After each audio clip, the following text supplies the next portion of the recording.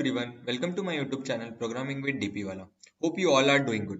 Today we are discussing the problem from the Lead Code Weekly Contest 330, and we are discussing the second problem from this contest, that is count collisions of monkeys on a polygon.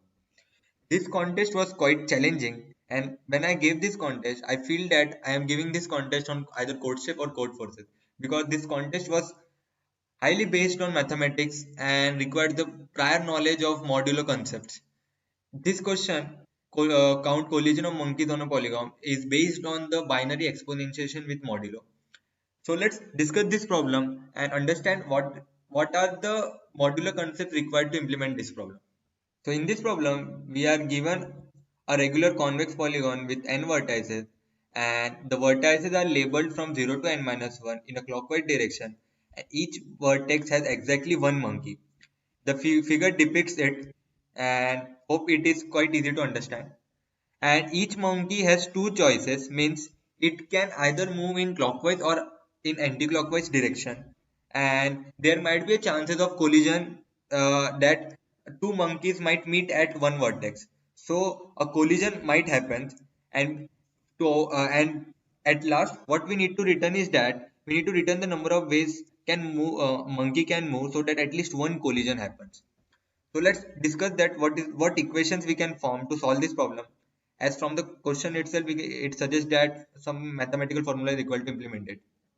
Suppose let's take a three vertex polygon, that is triangle. Here, what we can do, that there are two choices for the monkey. Either he can travel in the clockwise direction and the anti-clock or in the anti-clockwise direction.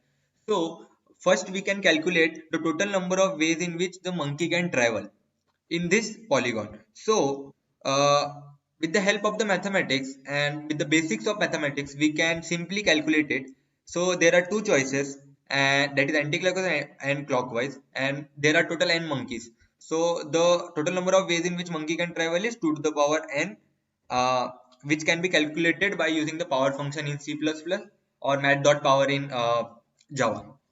But now we have calculated the total number of ways in which monkey can travel. But here in this question we need to return the number of ways in which monkey can move, but with at least one collision. So we need to handle that case also. So here, as there were only two ways in which no collision occurs.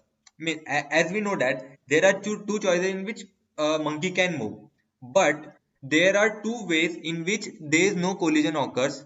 First is that when all the monkeys are moving in the clockwise direction, at that time no collision will occur, or all the monkeys will move in the anti-clockwise direction, so no collision will occur. So we need to so the condition that is that if we want to calculate the total number of ways in which monkey can travel with at least one collision, so what we can do, we can subtract the total number of ways with the no collision occur case. So the formula becomes is that power of 2 to the power n minus 2. Here 2 is the case where no collision occurs. So we are subtracting it from the total move. So at last, after subtracting the number of ways in which no collision occur with the total number of ways, will ultimately give us the final answer, that is the total number of ways in which monkey can move with at least one collision. So the formula is very simple, that is 2 to the power n minus 2. But when we apply this formula, we need to use here modulo. In the question as well, they have given that as the answer might be very large, we need to handle it by using 10 to the power 9 plus 7, that is modulo we generally use. So but when we simply multiply 2 to the power n and subtract it with 2 and then take modulo, will not work here, because 2 to the power n is quite large. So we need to handle that. So here what we need to use the concept of binary exponentiation with modulo. We need to break our number into smaller subparts, and then multiply it and then subtract it with 2 and get our final answer. So here what you can do is that you can create this power function, in which we pass the three parameters. Generally we use the power function with two parameters like 2 to the power n, but here we are using modulo as well. So we have passed the three parameter and we will create the power function and implement our own power function to solve this problem. If this binary exponentiation with modulo is very interesting and is highly, or we can say used most of the time in competitive programming.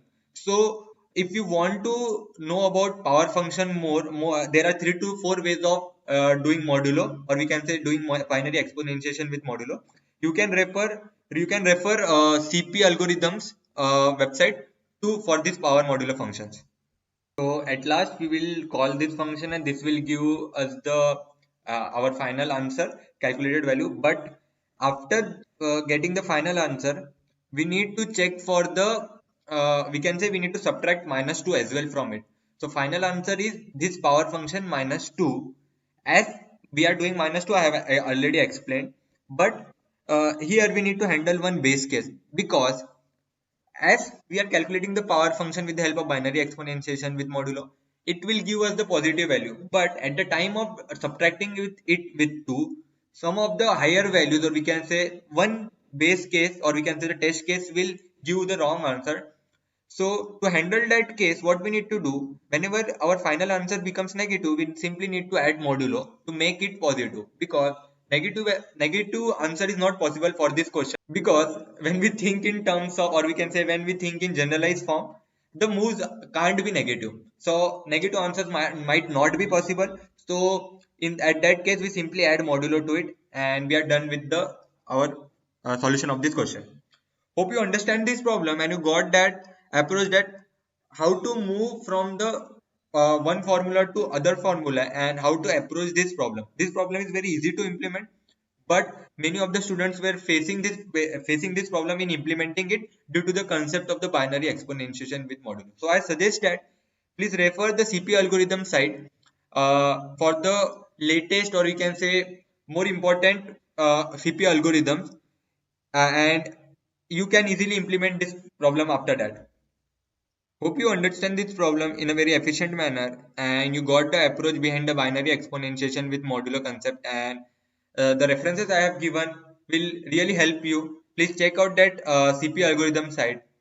And if you watch this video till this point, don't forget to like, share and subscribe to my YouTube channel, and stay connected for more such code shape, lead code and code forces contest analysis. Thank you. Happy coding.